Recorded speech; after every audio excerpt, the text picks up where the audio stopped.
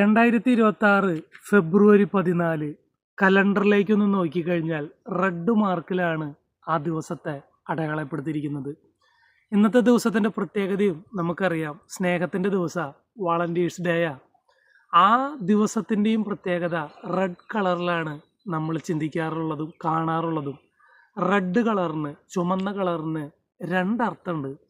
ഒന്ന് അപായം, അപകടമെന്ന.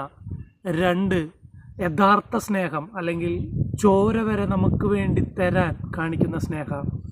ഈ അപകടമെന്ന ആ സൂചനയിൽ നാം ശ്രദ്ധിക്കുകയാണെങ്കിൽ ഈ സ്നേഹം മുന്നിൽ കാട്ടി പലരും അപകടത്തിൽ വീണിട്ടുള്ളത് നമുക്ക് കാണുവാനായിട്ട് കഴിയും.